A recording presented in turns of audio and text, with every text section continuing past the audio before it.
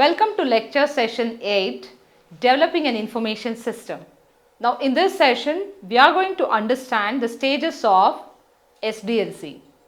SDLC stands for Systems Development Life Cycle. It comprises major steps like systems planning, systems analysis, systems design, systems implementation and evaluation. Now when we look at the definition of systems development, it goes like this. It is a standard process followed by an organization to conduct all the steps necessary to analyze, design, implement and maintain information systems. Now when we look at systems development life cycle, it might take few hours to few years to develop an information systems. Now let us say a small business which is wanting to design an information system for its smaller operations. For example, let us say a medical store wants to design a small computer interactive system to deliver its day-to-day operations. Now, there are consultants at individual level who have ready-made softwares or a prototype which is already developed. So, they can just go to that medical store software which they have designed, change the name of the medical store, add on the products available in the existing medical store, change the billing person name, just customize few details, keep it ready and give it. And today with the artificial intelligence or generative AI, it is also possible to quickly design these systems. But when it is a mega project which is applicable for a larger business requirement, or let us say a governance project which is applicable to the whole nation, then systems development life cycle might take many months. The reason is it comprises of systematic analysis and development with these stages like systems planning, systems analysis, systems design, systems development, testing and evaluation, and towards the end, maintenance. Now there are also certain major tasks like training, evaluation, testing and checking to and fro the implementation until it is successful. Now since this is a very huge topic, we are going to take two examples and understand the various stages of systems development life cycle. When an organization decides to go ahead for systems implementation, the first thing it does is putting together all the management or the information systems owners together and taking a call on why would they implement this information system. Now, who is going to be the beneficiary of information system and who is going to fund this project or the overall cost of building information systems. Now, there are various stakeholders who come into the picture throughout this whole systems development life cycle. To be specific, at the initial stage of analysis, there are people like who will own the system or who will own the information system, a project manager or a team of project leads who will come and give their inputs on what it takes to implement the whole systems life cycle. Then we might also have business analysts or beneficiaries who come and tell how this project could be helpful or how it can be designed. Now with this we get into an understanding systems development life cycle takes its own time to be designed. Now in the first stage of systems planning, usually lot of discussions occur around the cost, the project benefits and the team which is going to be involved in developing this project and when the project would be initiated, how it would be completed and whole lot of questions like this are analyzed. Once they have clarity on these points, they are going to move ahead. Now if it is a small firm, a business owner might tell like, I will need this information system for so and so reasons. Now if it is an organization, there might be a group of managers who are going to propose it to the business owners, take the permission and then initiate the project. Now if it is a government project, now the government might take an initiation looking at the convenience it could extend to its citizens. Now in all these situations, a systems development occurs through different phases. Now once it has been planned, there are also certain budgeting plans done. So the systems development life cycle's cost is analyzed, proposed, and approvals are taken. Now we move on to the next stage, systems analysis. Now in the second phase of systems analysis, certain major decisions are done with the help of a feasibility matrix. A feasibility matrix enables certain analysis like economic feasibility, technical feasibility, functional feasibility, operational feasibility, and at times there are certain projects which will also analyze cultural or political feasibility, schedule feasibility, operational feasibility, and few more. The feasibility analysis helps the system owners, the designers to understand the project scope in a better sense. There are various people like system architects, system analysts who come into the picture and do this analysis. Lot of information is collected and recorded in what is called as systems requirement documentation process. Now these documentations are going to serve as a master manual or key reports which would be helpful throughout the project design and implementation stages. In economic feasibility, they will try to understand the financial terms, the ROI, and the implementation benefits and costs. Now in functional feasibility, they are going to look at how the systems is going to operate. In technical feasibility, they are going to analyze what would be the hardware, software, and other network data resources which would be complementing to the functioning of the overall information systems. Now once all these feasibility analysis are successful, the project moves on to the next stage where all consent is given and the people start working on project designing. Like they start buying hardwares, they start designing the softwares required for that particular information system, integrate it on network, and this designing phase takes lot of to and fro testing if it is a big project. If we look at the UIDA project or the Aadhaar card project which was implemented for the whole nation, it took years together.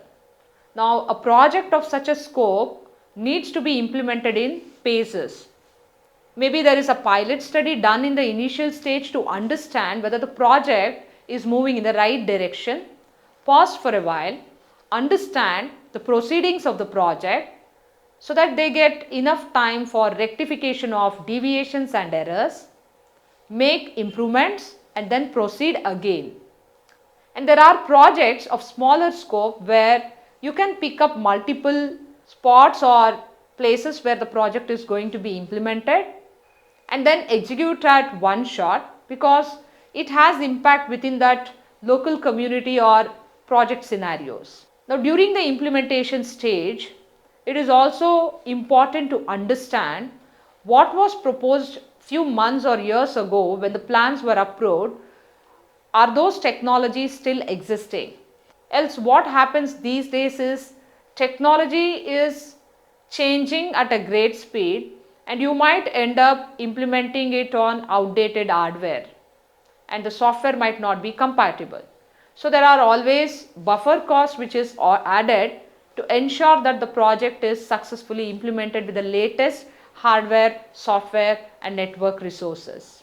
Once the project is successfully implemented, it might be a situation where training is required for the employees for certain period, or maybe like they are ready to take over the project.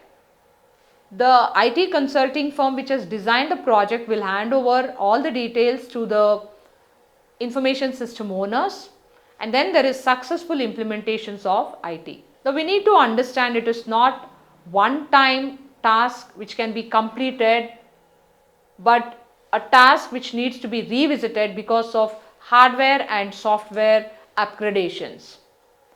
Now annual maintenance contract is given for these IT consulting firms because they come back and update the hardware, network and software resources as and when they get updated in the market. Else these technologies or systems would not function compatibly in the latest environment. Now let's take two examples to understand the systems development life cycle in totally two different situations. One of the first example what we are going to discuss is land record digitization. Now when government initiated the land record digitization, the government was going to be the owner of that information systems. In other words, the land still belonged to people like farmers, residents or anybody who owned the land. Now in this particular project, why was there a requirement to digitalize the land records?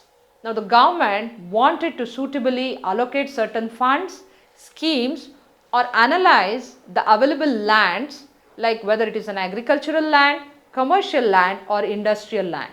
Now there might be multiple reasons why the government want to understand what type of land is it.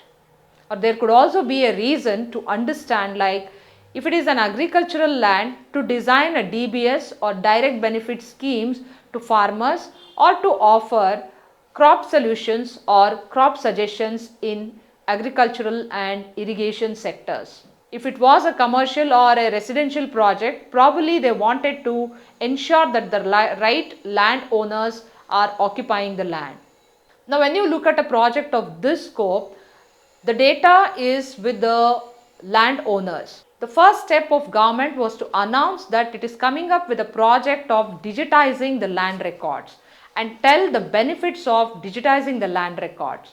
So there is an acceptance by the citizens of the country or that particular region, and government would be able to initiate this project smoothly. Now initially in a project like this, there is going to be lot of resistance from the landowners because they have to disclose the data. Disclose a very confidential data like the ownership of the properties. Government has to ensure that it wins the confidence of these landowners and then initiate the project. So proper communication establishment is very important in such a project. Now once this is done, the government might give a call and ensure that the landowners and itself can only see the data and no other people would be able to misuse the data which is available on the web portal or any digital media. Now when we look at this particular example, let us say all the people bought their documents and government initiated the steps to read the document, convert it into an electronic media and stored it on a huge information system which is accessible on a website or a portal. Now what happens next is, what is the outcome of this project, like the scope of this project? Now in this whole process, the land doesn't remain with one person, or might be there is a situation that the land is sold or transferred or let us say like inherited by the next generation. The data keeps changing. Now why we took this example is to understand a systems which is developed need not be always for a commercial purpose. There could also be a larger scope for a project like this where a land record digitalization is so important for multiple reasons. Once the government develops a portal for this purpose, it needs to be continuously monitored, updated and maintained.